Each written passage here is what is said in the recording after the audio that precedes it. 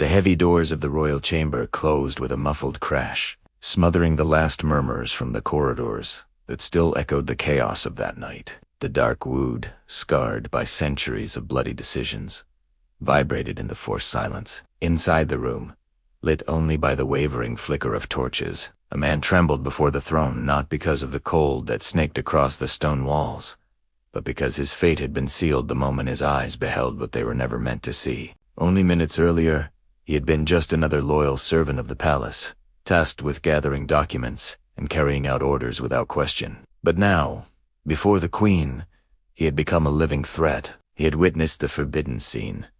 The still warm body of the High Counselor sprawled on the floor, the blade that had killed him resting beside it, and the queen, serene, motionless, her hands still marked by the act that could never be attributed to the most respected monarch of the empire. The truth, however, was that this was not the first time. The man tried to speak, tried to explain that he had never meant to witness anything that fate had pushed him toward. That half-open door, but his voice shook and failed when the guard shoved him at the queen's feet. She did not say a word. She observed him as one might examine an insect trapped between their fingers. Her silence was more terrifying than any scream. The captain of the guard approached him, leaning in slowly until his words were audible only to the condemned. His voice was low, steady, emotionless. "You saw nothing." The man barely had time to breathe before the captain completed the whisper. "And you never will again." It was in that instant that the true face of power revealed itself. Absolute power doesn't lie in crowns, decrees, or sacred symbols. It resides in the invisible pact that kept that royalty above the law, a pact forged in fear, nourished by silence, and protected by men who would rather lose their own lives than allow the truth to reach the people. The queen rose slowly. Her footsteps echoed through the chamber as if the floor were recording every movement, every breath, every crime. Her eyes showed no anger, no guilt, no pleasure, only calculation. And in her silence, the kneeling man understood what many had learned far too late. There was no forgiveness inside that palace, only convenience. She walked back to the throne and calmly sat, folding her hands as if nothing had happened. The signal was given. The guards dragged the man down the corridor, his muffled screams swallowed by the ancient stone. Within a few hours, no one would even remember he had existed. Outside, the first ray of sunlight cut the horizon and illuminated the palace's golden towers. To the people waking in villages and markets, the empire seemed glorious, just protected by a wise and near-divine queen. But deep within the palace, in the corridors where echoes of erased lives still whispered, others knew the truth. The crown stood firm not despite the crimes, but because of them and because of those who erased them. This silent pact was not new. It had been sealed generations earlier, when the queen's grandfather took the throne after a series of suspicious deaths that official history described as natural tragedies.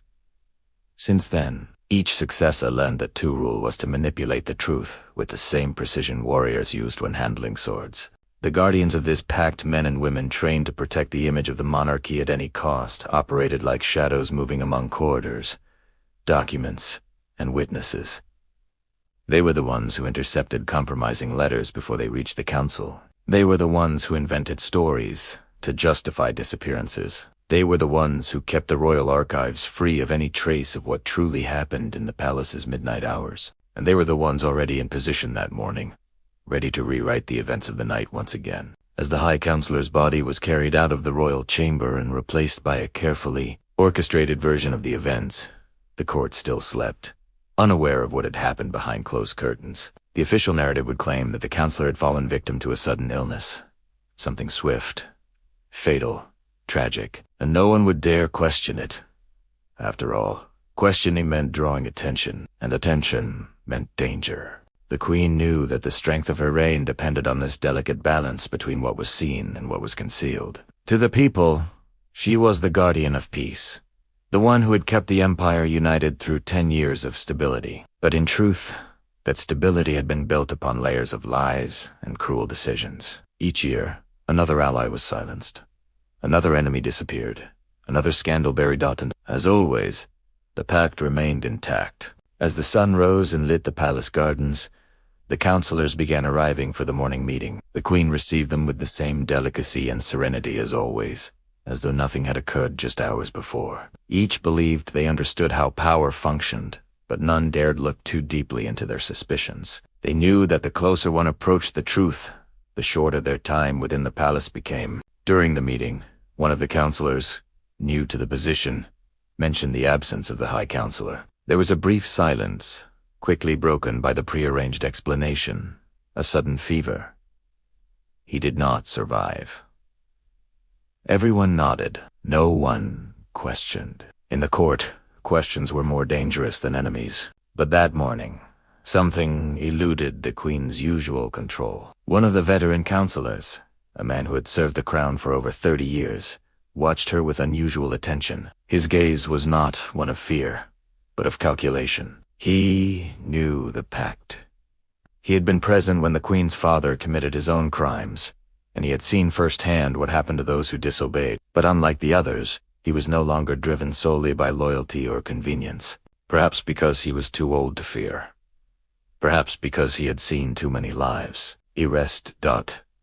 Or perhaps because he knew the time had come to break the Pact. That night, as the court dispersed, and the palace once again sank into darkness, he walked silently to the kingdom's secret archives, a place few knew of and even fewer dared to enter. Inside, forbidden documents, hidden letters, and erased accounts of the royal history were locked away under layers of iron and secrets, and it was there that he intended to find what no one had ever had the courage to reveal: the truth about the royal bloodline and the crimes that had upheld the throne for decades. But what he would discover that night would forever change the fate of the empire, and threaten the very structure of the Silent Pact.